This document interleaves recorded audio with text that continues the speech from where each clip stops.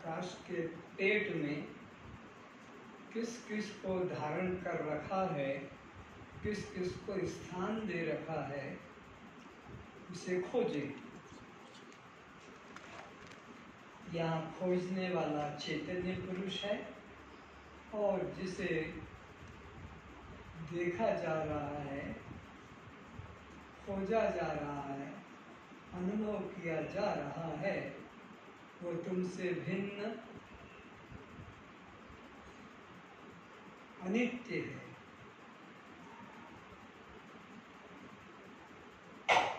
आकाश ने समस्त जड़ चेतन को अवकाश दिया है। मनुष्य को, पक्षियों को, पशुओं को, कीट पतंगों को, नदी पर्वत को, सूर्य चांद को,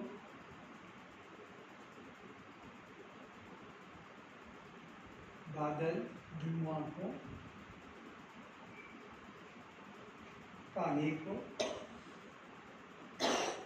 वर्षा के रूप में जो छोड़ता है, हवाई जहाज, रॉकेट, हेलीकॉप्टर, सबको स्थान दे रखा है और किसी में आसक्त नहीं, किसी के रूप में मोहित नहीं, किसी के गुण में आसक्त नहीं, असंग, निर्लेप।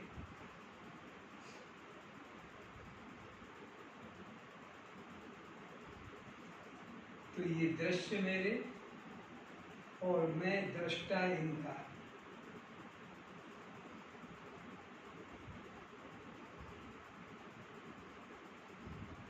इसका एक ही गुण है, शब्द। इसका अपना एक ही गुण है, शब्द।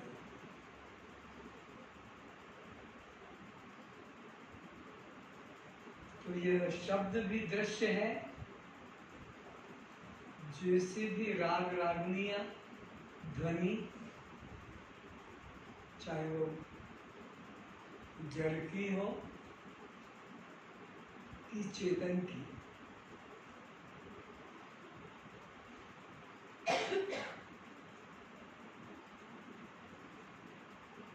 और इसके ही सत्व गुण से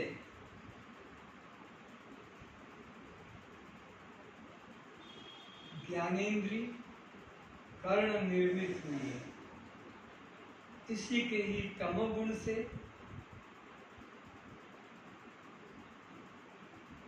शब्द निर्मित हुआ है।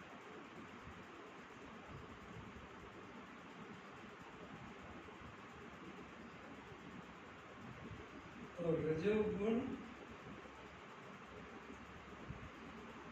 कान को शब्द से जोड़ने का वाहन बनता है। कान और शब्द ध्वनि के बीच में ब्रिज है, प्राण का, हवा का, वायु का।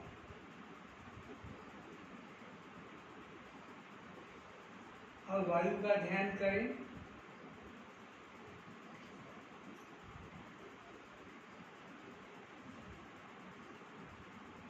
जो सबको जीवन प्रदान कर रही है, पर किसी में आसक्त नहीं है, निर्लेप है।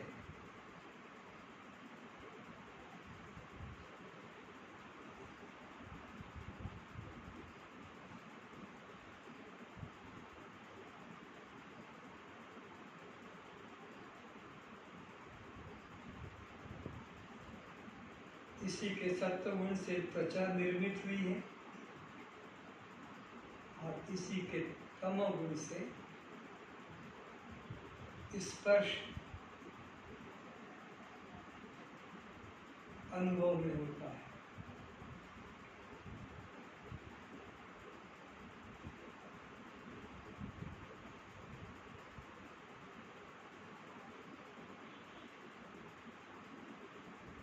कभी आंधी तूफान के रूप में, सुपर साइक्लोन के रूप में,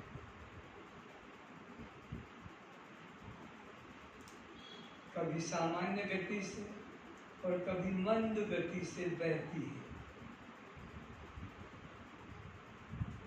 कभी शीत लहरों के रूप में और कभी कभी उष्णता के रूप में।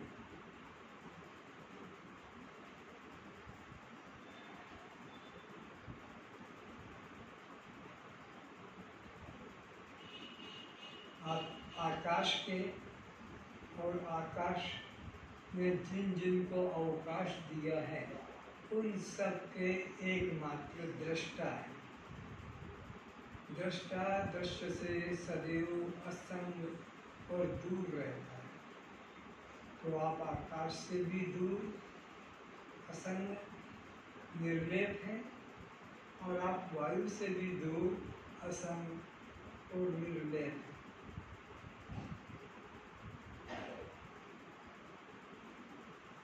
अब उसी के कार्य रूप तेज का ध्यान करें, जिसे सूर्य कहते हैं। प्रातःकाल 6 बजने के बाद जो रोशनी फैल जाती है नगर में, और पूर्व दिशा में एक स्वर्णाकार गोल थाल के रूप में आकार दिखता है, जिसे अज्ञानता से सूर्य उदय कहते हैं। सूर्य न कभी उदय होता है और न कभी अस्त होता है। वो अपनी महिमा में ज्यों का त्यों एक रस है।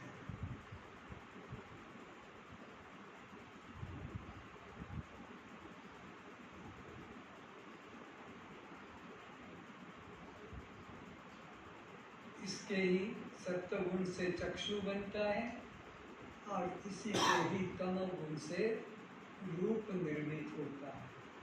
आप चक्षु इंद्रिय के भी दृष्टा हैं और रूप के भी दृष्टा हैं।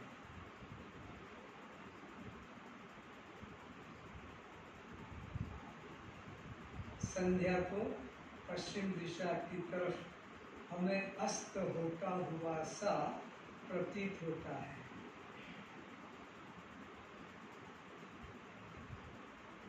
कभी बादलों में छुप जाता है, बादल इसे घेर लेते हैं, और कभी कभी पृथ्वी के घूम जाने से यह रात और दिन के रूप में प्रतीत होता है।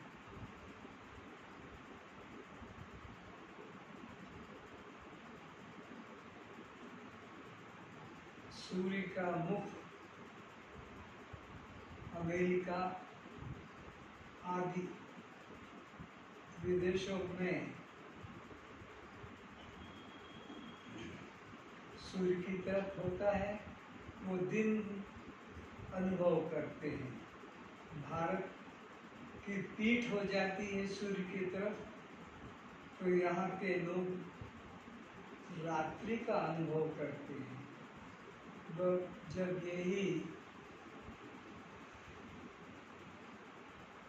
180 अंश घूम जाती है, 360 अंश घूमने से तो 24 घंटे चक्र हो जाता है, लेकिन 180 अंश घूमने से यहाँ दिन था तो रात हो जाती है, और रात होती है तो दिन हो जाता है।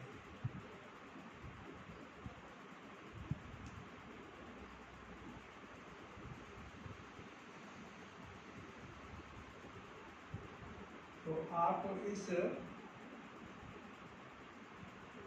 सूर्य के दिखने और न दिखने दोनों के दृष्टा है। दिखता है सूर्य तब भी आप देखते हैं, और नहीं दिखता है जिन कारणों से तब भी आप उसे देखते हैं।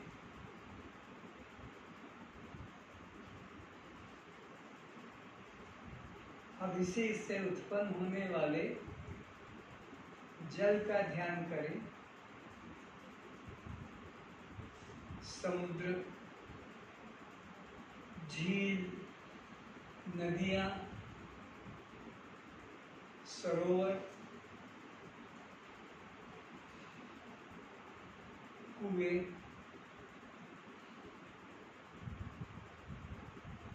बोरवेल से प्राप्त होता है ये जल तत्व। इसी के सत्वगुण से जीवा बनती है और इसी के तमोगुण से रस बनता है। आप दोनों के दृष्टा हैं, रस के भी दृष्टा हैं और जीवा के भी दृष्टा हैं।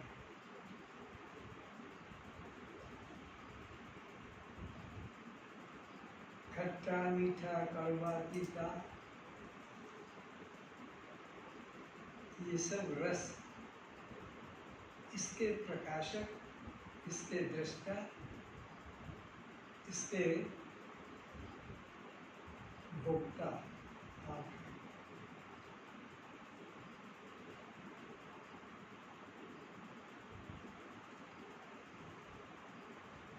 अब पृथ्वी का अनुभव करें।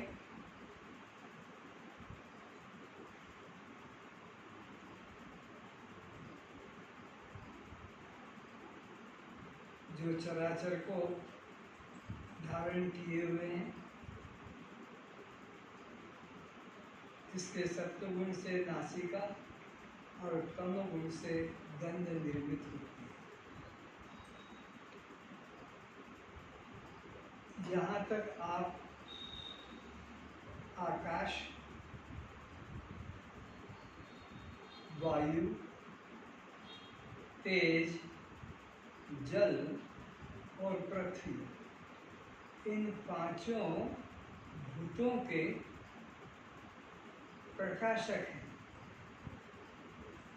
और मन में सोचें कि निर्गुण निराकार परमात्मा ही सगुण साकार आकाश, वायु, तेज, जल और पृथ्वी रूप में हमारे रूप में ही उपस्थित हुए, हमारे समीप आ गए।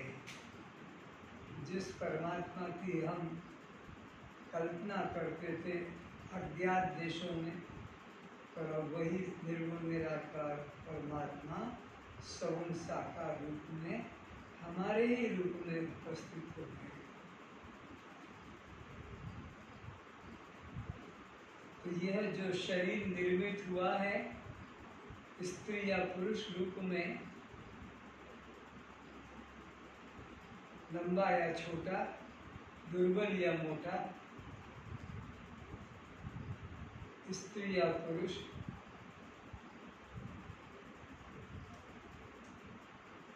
नारी या नपुंसक, गोरा या काला, ये कोई अन्य नहीं है, साक्षात परम ब्रह्म है, साक्षात परमात्मा ही है। अपने को परमात्मा से अलग न देखो, अपने को परमात्मा से अलग मत जानो। कोई भी कार्य अपने कारण से कभी दूर नहीं होता है, कोई भी कार्य अपने कारण से स्वतंत्र नहीं होता है, कोई भी कार्य अपने कारण से भिन्न नहीं होता है, बल्कि कारण ही कार्य रूप में उपस्थित है।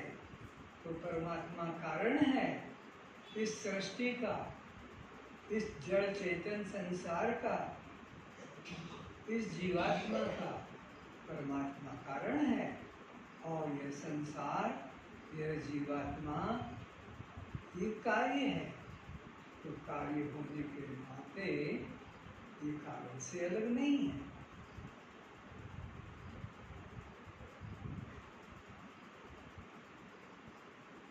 परमात्मा की दो प्रकृति है, एक अपरा और एक परा, एक जड़ और एक चेतन।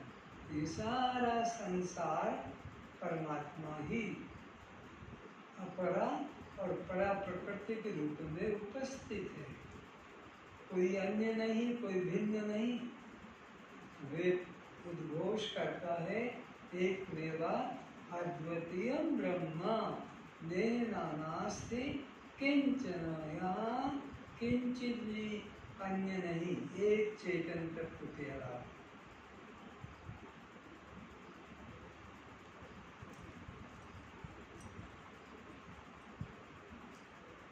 अब विचारें,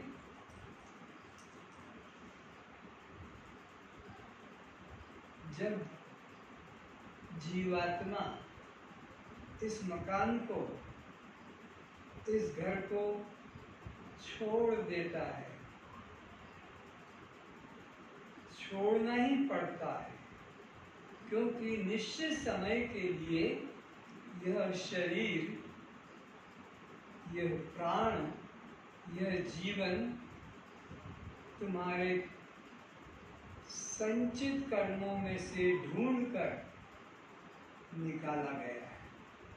कितना श्वास लेना है, कितना जीवन तुमको इसमें व्यतीत करना है, ये जन्म से ही निश्चित कर दिया गया है। इसमें किसी की मनमानी नहीं चलेगी कि मैं चाहूँ तो छोड़ूं इन प्राणों को और मैं न चाहूँ तो न छोड़ूं। ऐसा किसी का भी इस पर अधिकार नहीं। परमात्मा ने जन्म के समय ही निश्चित कर दिया है।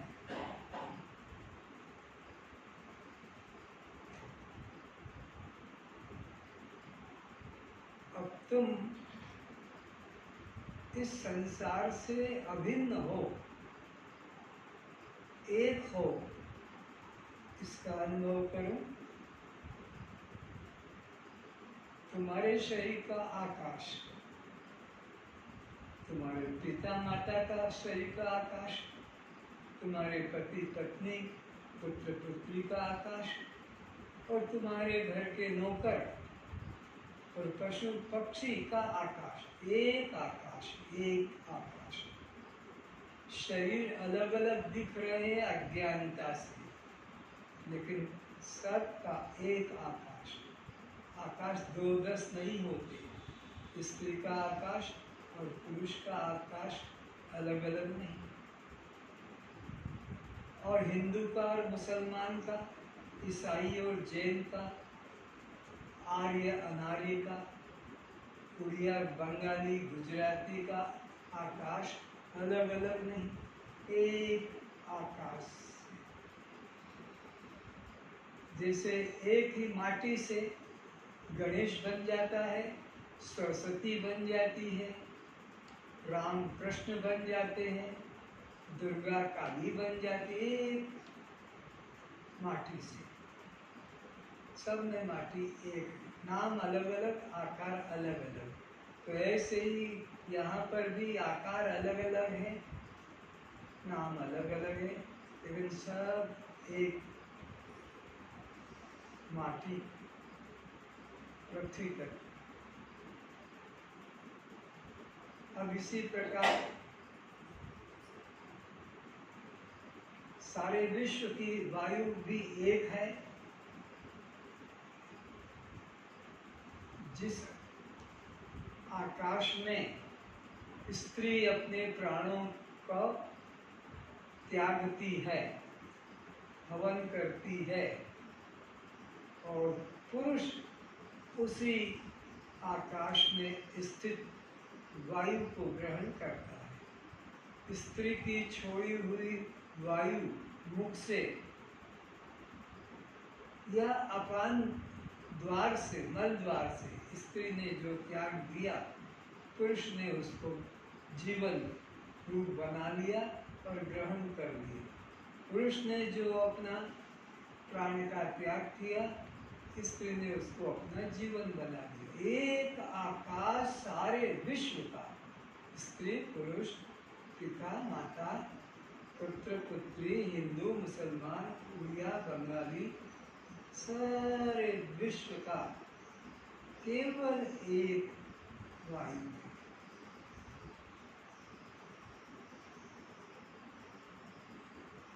तो आकाश दृष्टि से भी हम सब एक हैं और वायु की दृष्टि से भी हम सब एक हैं। ऐसा नहीं कि हिंदुओं की प्राणवायु सफ़ेद है तो कहीं मुसलमानों की काले रंग की है, ईसाइयों की कोई पीले रंग की है।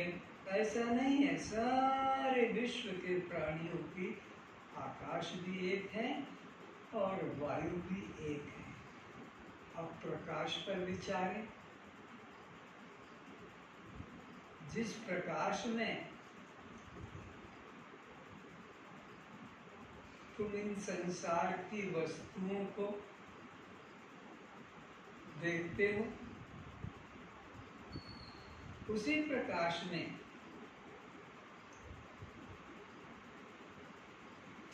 पशु पक्षी चीज पतंग भी देख रहे हैं। उसी प्रकाश में हिंदू मुसलमान सिख ईसाई भी देख रहे हैं। ऐसा नहीं कि हिंदुओं का सूर्य अलग रंग का है, मुसलमानों का अलग रंग का है, कि ईसाई जैन बौद्ध का, कुछ नहीं। सारे विश्व के प्राणियों का एक आकाश, एक वायु और एक ही तेज प्रकाश।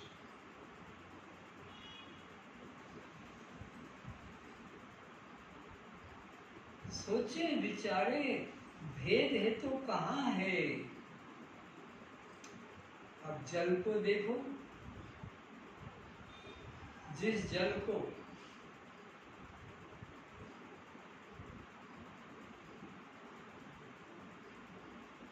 पशु पक्षी ग्रहण करते हैं,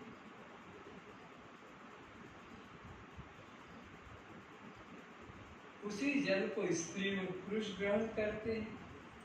उसी जल को हिंदू मुसलमान सिख ईसाई ग्रहण करते हैं। ऐसा नहीं कि हिंदुओं का जल मधुर होता है और मुसलमानों का मधुर नहीं होता, या लूणिया होता है या कड़वा होता है ना। सारे विश्व के जीवों का जल भी एक रस है, कुछ अंतर नहीं।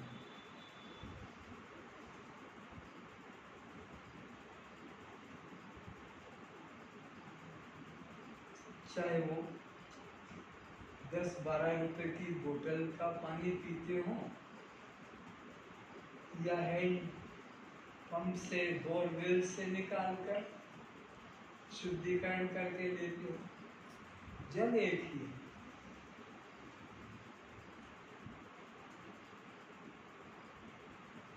विचारो कि तुम कैसे अपने को कहते हो कि मैं ऊंचा हूं और वो नीचा है।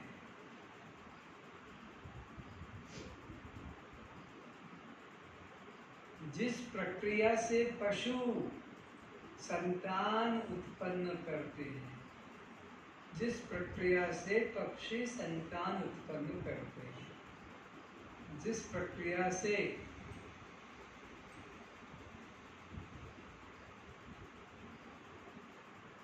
कीट पतंग और मनुष्य, कोई अंतर नहीं पड़ता, सबकी प्रक्रिया एक।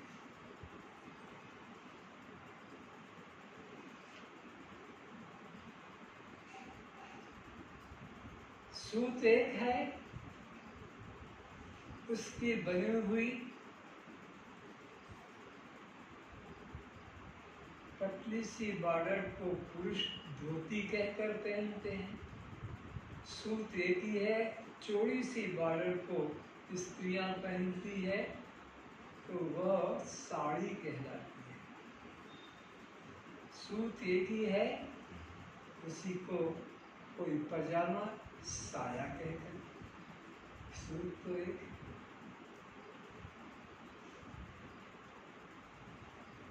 तो अब ये पांचों भूत सारे विश्व का आधार है, सारे विश्व का जड़ चेतन।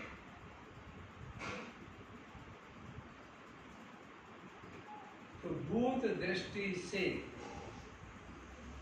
हम तुम पशु पक्षी स्त्री पुरुष एक तत्व है, एक नेवा अद्वितीयम ब्रह्म नेह नास्ति किंचन। हम जुड़े हुए हैं, हम एक दूसरे से जुड़े हुए हैं, अभिन्न है। देखो, विश्व का आकाश तुम्हारे देश के आकाश से जुड़ा हुआ है, तुम्हारे देश का आकाश तुम्हारे प्रांतों के आकाश से जुड़ा हुआ है। वैज्ञानिक बात समझा रहे हैं, तुम्हारे प्रांत का आकाश प्रत्येक जिला के आकाश से जुड़ा हुआ है, प्रत्येक जिला का आकाश प्रत्येक नगर के आकाश से जुड़ा है, और प्रत्येक नगर का आकाश प्रत्येक घर के आकाश से जुड़ा है, प्रत्येक घर का आकाश प्रत्येक मनुष्य से जुड़ा हुआ है। कैसे माने कि जुड़ा हुआ है? अगर विश्व का आकाश तुम्हारे देश के आकाश से अलग होता तो दूर देश का दृश्य तुम अपने टीवी पर देख नहीं पाते, पर इंग्लैंड, अमेरिका, चीन, जापान, हालैंड और यहाँ तक कि चंद्रलोक, मंगललोक तक का आकाश भी तुम्हारे नगर के घर के आकाश से जुड़ा है। अलग अलग होता तो वहाँ का दृश्य तुम्हारे टीवी के पर्दे पर नहीं आ पाता। ये प्रमाण हो गया कि सारे विश्व का आकाश जुड़ा हुआ है, सारे प्रांत का आकाश जुड़ा हुआ है, जिला का आकाश जुड़ा हुआ है, नगर का आकाश जुड़ा हुआ है, प्राणियों का आकाश जुड़ा है। अब वायु को देखो, जो विश्व की वायु है वही तुम्हारे देश की, प्रांत की, जिला की, नगर की, घर की और तुम्हारे जीवन की वायु एक है। कैसे माने कि एक है? अगर अलग अलग होती वायु देश विदेश, जिला, प्रांत, नगर, घर की, तो एक दूसरा मोबाइल पर बात नहीं कर पाता। तुम्हारे घर में बैठा व्यक्ति इंग्लैंड, अमेरिका, हालैंड, पोलैंड या दुबई, चंद्रलोक तक की भी खबरें यहाँ पर इंदिरा गांधी ने सुनी है जब लोग पहुंच गए थे चंद्रलोक।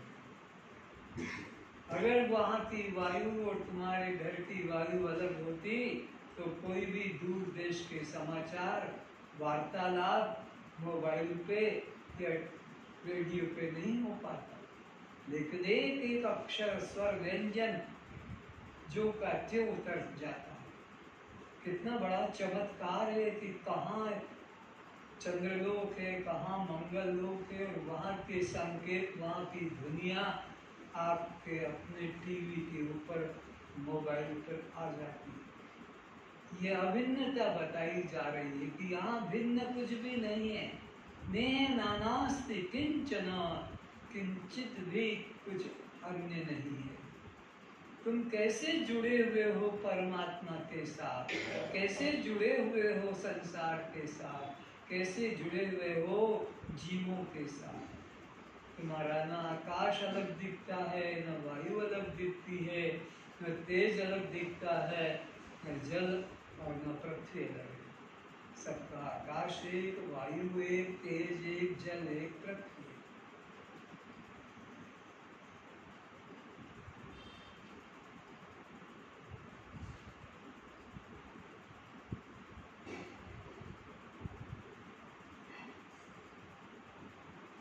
सारे विश्व का तेज भी एक है। अगर विदेशों का तेज और तुम्हारे देश का तेज, तुम्हारे देश का तेज और तुम्हारे प्रांत का तेज, तुम्हारे प्रांत का तेज और जिला का तेज, जिला का तेज और तुम्हारे नगर का तेज, और नगर का तेज और तुम्हारे घर का तेज, तुम्हारे घर का तेज और तुम्हारे शरीर का तेज अगर अलग होता तो तुम मर गए होते। थर्मामीटर लगाकर डॉक्टर चेक करता है तुम्हारे तेज को। मरे हुए के व्यक्ति का तेज का रिलेशन खत्म हो गया, अब उसे जला दिया जाता है, ठंडा हो गया। ये प्रमाण हो गया कि तुम्हारे शरीर के अंदर वही तेज छुपा है जो देश विदेशों में तेज फैला हुआ है।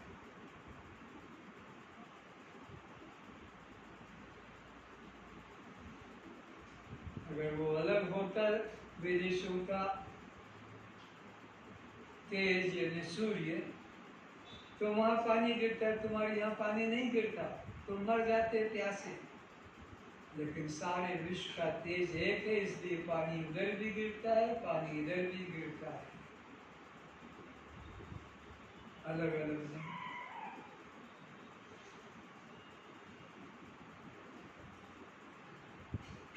वैसे ही जल भी सारे विश्व का एक है।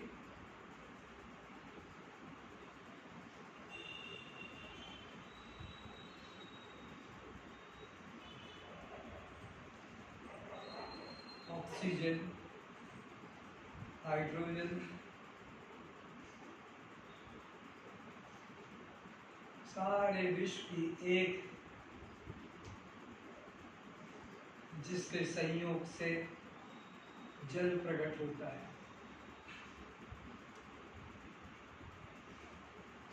H2O फार्मूला प्रसिद्ध है, 2 भाग हाइड्रोजन 1 भाग ऑक्सीजन मिलकर। अब तुम विचारो इस बात को, ये बड़ी गंभीर बात है कि सारा विश्व एक सूत्र में बंधा हुआ है। जैसे पुष्पमाला अनेकों पुष्प एक सूत्र में बंधा हुआ है, ऐसे ही ये चैतन्य रूपी आत्मा सूत्र में सारा विश्व बना हुआ है। उससे न आकाश अलग है, न वायु अलग है, न तेज अलग है, न जल अलग है, न पृथ्वी अलग है।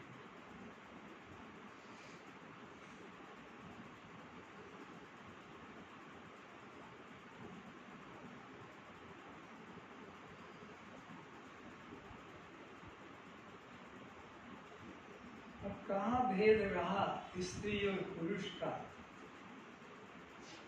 कहाँ भेद रहा हिंदू और मुसलमान, सिख ईसाई जैन बौद्ध आदि का, कहाँ भेद रहा जिला और प्रांत का, देश विदेश का। सारे विश्व का जब आकाश एक है, वायु एक है, तेज एक है, जल एक है, पृथ्वी एक है,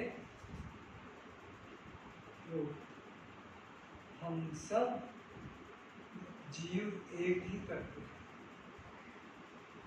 उस एक ने ही सब आकार को धारण किया है। एक ही सूत है, मुर्दे पे डाला जाता है तो कफन कहलाता है, सर पे लपेटा जाता है तो पगड़ी कहलाती है, नीचे लपेटा जाता है तो लुंगी या धोती या कही जाती है, ऊपर पहनाना जाता है तो कुर्ता बनियान ब्लाउज आदि कहलाती है, बिस्तर पर बिछाया जाता है तो चादर कहलाती है, दरवाजे पे लटकाया जाता है तो पर्दा कहला जाता है।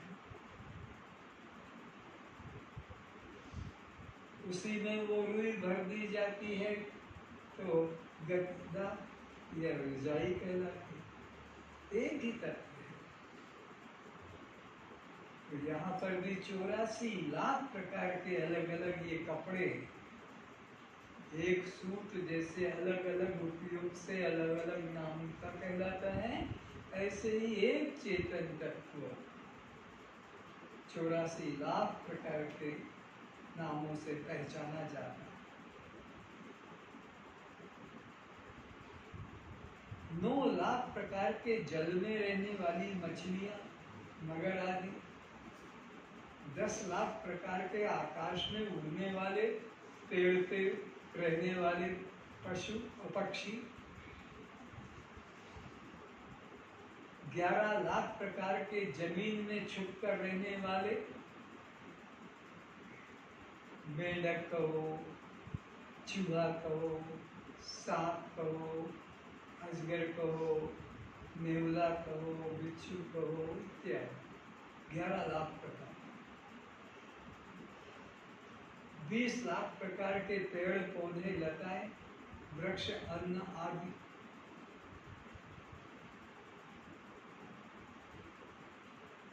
30 लाख प्रकार के चार टांग से चलने वाले, 30 लाख प्रकार के, उसमें कुत्ता भी है, सुअर भी है, गधा भी है, घोड़ा भी है, ऊंट भी है, हाथी भी है, बंदर भी है, बिल्ली भी है, 4 टांगों से चलने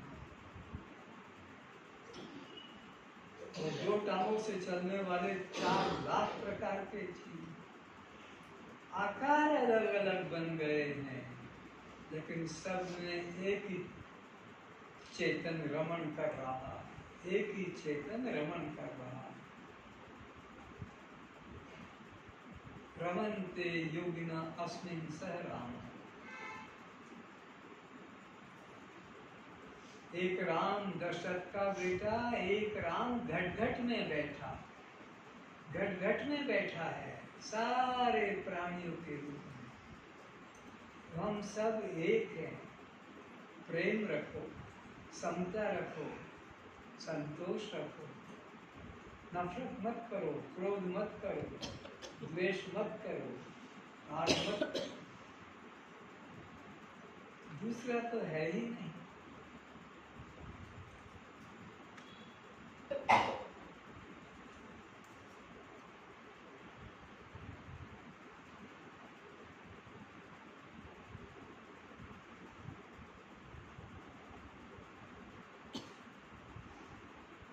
अब हम इनसे पूछें, जिसको तुम मेरा और मेरी कह रहे हो, कितनी बड़ी अज्ञानता है। हम पूछें, इस माठिया से पूछें, इस गणेश से पूछें, इस सरस्वती से पूछें, तुम कौन हो, किसके हो और कहाँ हो। अलंकारों से पूछें, जिसको तुमने मेरी और मेरा कहते कहा कि ये चूड़ी, ये चेन, ये अंगूठी, ये मेरा, तो इनसे भी पूछें। फर्नीचरों से पूछें, मशीनों से पूछें, कौन हो, कहाँ हो, किसके हो, ये एक ही उत्तर देंगे। जिससे वे बने हैं उसी अपने कारण का नाम बताएंगे। वो गणेश, वो सरस्वती, वो माठिया, वो दीपक, वो कुल्लड़, वो तवा, जो बने हैं माटी से, तो कहेंगे हम तो माटी हैं, माटी के ही रूप हैं और माटी को छोड़कर कभी दूर जाते ही नहीं, अलग होते ही नहीं। तुम देखते हो गणेश अलग है, सरस्वती अलग है, राम अलग है, ये दुर्गा अलग है, ये गाय अलग बना रखी है, माटी के ही है सब आकार। पर उनसे जब पूछेंगे कौन हो, कहाँ हो, किसके हो, तो एक ही जवाब देंगे, हम तो माटी है, माटी के ही हैं और माटी को छोड़कर कभी कुछ अलग हुए ही नहीं। हमें पता ही नहीं कि माठिया किसको कहते हैं, दीपक किसको कहते हैं, सुराई किसको कहते हैं, कि गणेश दुर्गा सरस्वती किसको कहते, वो जानते नहीं, तो एक बस माटी जानते। ऐसे ही इन अलंकारों से पूछे, तुम्हें तो लगता है ये चूड़ी मेरी, चेन मेरी, अंगूठी मेरी, पायजत मेरा, कमर बंद मेरा। तुम पूछो कौन हो, कहाँ हो, किसके हो? तो कहते हैं तो सोना है, सोने के हैं, सोने को छोड़कर कभी कुछ बने ही नहीं। हम जानते नहीं कि चेन, चूड़ी, अंगूठी क्या होती है, कुछ नहीं, केवल सोना। फर्नीचरों से पूछे, टेबल, कुर्सी, खिड़की, दरवाजा, तखत, कौन हो, कहाँ हो, किसके हो? एक उत्तर मिलेगा, हम तो काठ हैं, काठ ही रहते हैं, काठ के ही हैं, काठ के अलावा कुछ भी नहीं, हम काठ ही केवल है। कपूर को भी पूछे, तुम्हारी तो अटैचियां भरी पड़ी है, अलमारियां भरी पड़ी है कपड़ों की, लेकिन पूछो तुम कौन हो, कहाँ हो, किसके हो? हम तो सूत हैं, सूत ही रहते हैं, सूत के ही हैं, सूत को छोड़ के कभी कुछ हुए ही नहीं।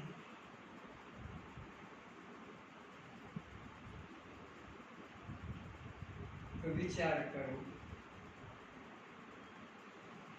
इन शरीरों से पूछें अब कि तुम कौन हो, किसके हो, कहाँ हो? तुम्हें तो लगता है बाप मेरा है, बेटा मेरा है, पति मेरा है, पत्नी मेरा, पत्नी, पुत्री और पुत्र मेरा। लेकिन इनसे पूछो, इन शरीरों से पूछो, तुम कौन हो, किसके हो, कहाँ हो? उत्तर मिलेगा, हम तो पंचभूत हैं, पंचभूत के ही हैं, पंचभूत ही रहते हैं। हमें कुछ पता ही नहीं कि बाप क्या, माँ क्या है, पति क्या है, पत्नी क्या है। हम तो केवल पंचभूत, केवल पंचभूत, कुछ नहीं। कोई मेरा नहीं, कोई मेरी नहीं, कोई मेरे नहीं, सब एक पंचभूत के ही मेरे बन गए, पंचभूत के ही मेरी बन गई, पंचभूत के ही मेरे बन गए। न कोई मेरा, न कोई मेरी और न कोई मेरे, सब पंचभूत, पंचभूत, पंचभूत। इसी प्रकार एक ब्रह्म के अलावा यहाँ दूसरा कुछ भी नहीं है। सारे आकार उस एक परमात्मा ने ही धारण किए। इस सृष्टि के बनने के पहले एक ही सद्ब्रह्म था। इस सृष्टि के बनने के पहले, जिसे नाना अलंकार बनने के पहले एक सूर्य सोने का ही पिंड था और कुछ भी नहीं था, न चेन, न चूड़ी, न अंगूठी, न कुछ भी नहीं था, एक सोने का पिंड था। फिर वो ही अनेक आकार में सुनार ने प्रकट कर दिया और तुमने उसमें अहंकार कर दिया, चूड़ी मेरी, अंगूठी मेरी, कड़ा मेरा, चेन मेरी। अरे ना कोई मेरा, ना कोई मेरी, सब केवल केवल स्वर्ण का है। ऐसे ही ये साड़ी मेरी, साया मेरा, ब्लाउज मेरा, शर्ट मेरा, पैंट मेरा, कोई मेरा नहीं कि कोई मेरी नहीं, सब एक सूत मात्र है। विवेक जागृत करो।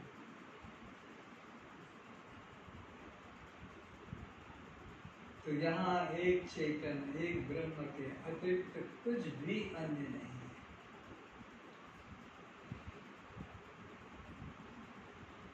आज से मन में मेरा, मेरी और मेरे को निकाल दो, मन में से निकालो। तन वहीं रहने दो, रिश्ता वहीं रहने दो, संबंध वहीं रहने दो। पति का, पत्नी का, पिता का, माता का, भाई का, बहन का, पुत्र का, पुत्री का, नौकर का, मालिक का, संबंध वहीं रहने दो। संसार उसी से चल रहा है, लेकिन विवेक जागृत करो, विवेक मन में रखो। कोई मेरा नहीं, कोई मेरी नहीं, कोई मेरे नहीं, मेरे तो गिरधर गोपाल, दूसरा न कोई।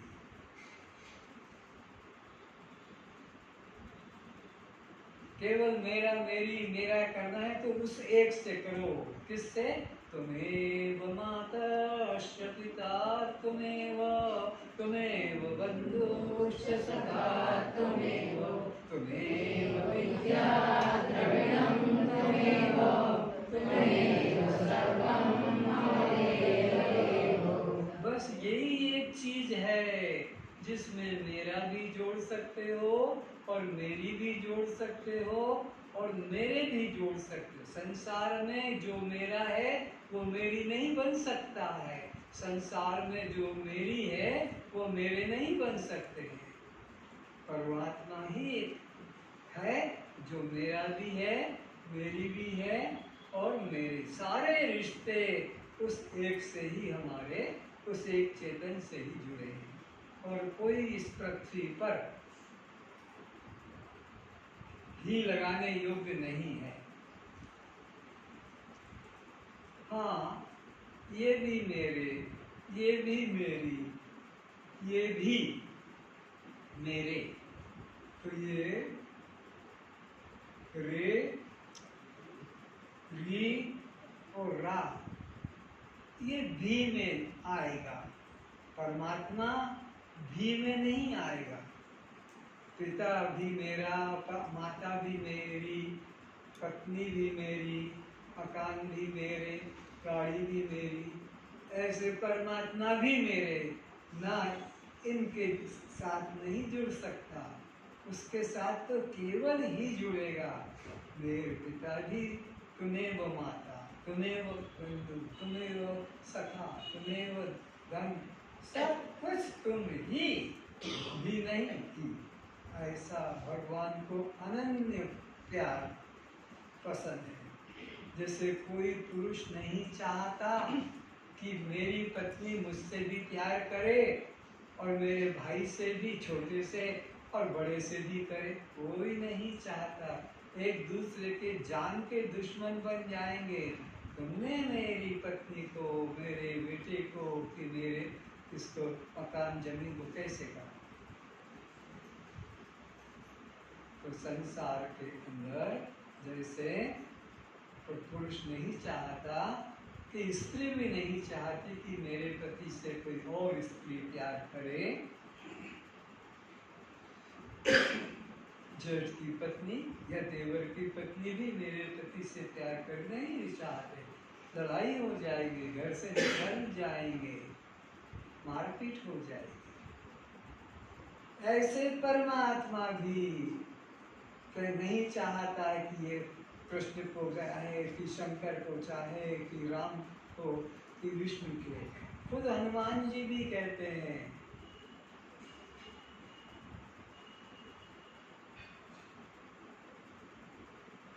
और देवता चित्त न धरई, हनुमत से ही सर्व सुख लहरी। तुम्हें जो जो जिस प्रकार का सुख चाहिए, कामना की पूर्ति चाहते, तो बस मेरे से ही मांगना, मेरे से ही प्रार्थना करना, मेरी शरण में आना, मुझे ही प्रणाम करना, मुझे ही अर्पण करना। और देवता चित्त न धरे। देखो वहां तक भी राग द्वेष है, उनको भी पसंद नहीं है हनुमान को कि कोई राम से प्यार करे, कि कोई कृष्ण से प्यार करे, कि विष्णु से, दुर्गा से। लक्ष्मण भी यही कहता, मोरे प्रभु तुम ही एक स्वामी, मोरे प्रभु तुम ही एक, तुम ही एक हो, दीन बंधु अंतर्या। भगवान राम भी यही कहते हैं, सबसे ममता, सबसे मोह, मेरापन, मेरी पना और मेरी पना खींचो, तोड़ो, हटाओ वहां से, सबसे ममता ताग बटोरी। और ये ममता रूपी सूत्र की एक रस्सी बनाओ, सबसे ममता तोड़ के एक बस मेरे चरणों में जोड़ दो, तो मैं तुम्हारे बंधन में प्रेम में आऊंगा। अगर तुम मेरे अलावा और भी ये भी मेरा है, ये भी मेरे करोगे, तो मैं तुम्हें छोड़ दूंगा, मैं फिर तुम्हारी ओर नहीं देखूंगा। इसलिए अनन्य भाव, अनन्य चिंतन।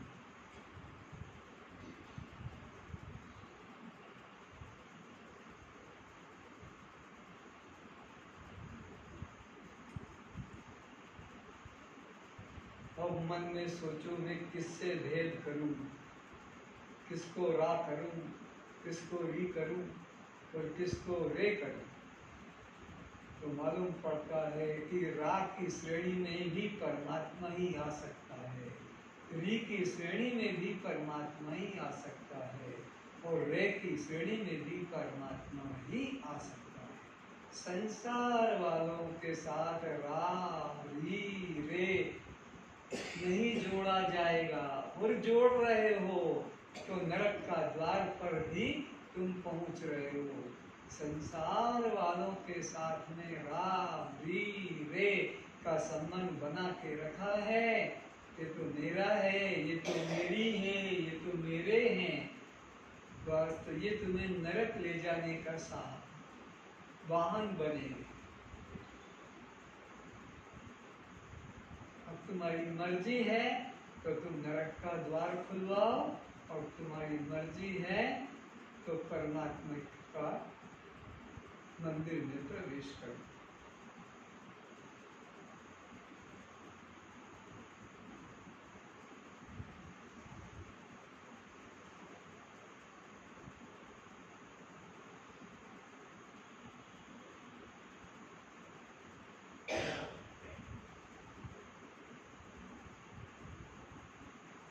कस्त्वं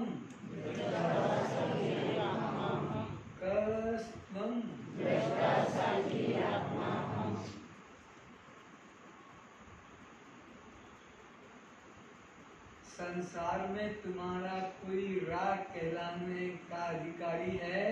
बोलो। संसार में तुम्हारा कोई री कहलाने का अधिकारी है? संसार में कोई रे कहलाने का अधिकारी है? तो फिर रा कहलाने का अधिकारी कौन है? एकमात्र परमात्मा। री कहलाने का एकमात्र कौन अधिकारी है? परमात्मा। और रे कहलाने का एकमात्र कौन अधिकारी है? परमात्मा। त्वमेव माता च पिता त्वमेव बन्धुश्च सखा त्वमेव विद्या द्रविणं त्वमेव सर्वं मम देव। सभी नेत्र खोलें, सभी श्रोताओं के चरणों में मेरा नमस्कार। समझ में आया मेरे भाई बहनों कि रा री और रे का संबंध जोड़ने योग्य अगर कोई है तो वो एकमात्र परमात्मा या गुरु, तुम्हें ही सर्वम।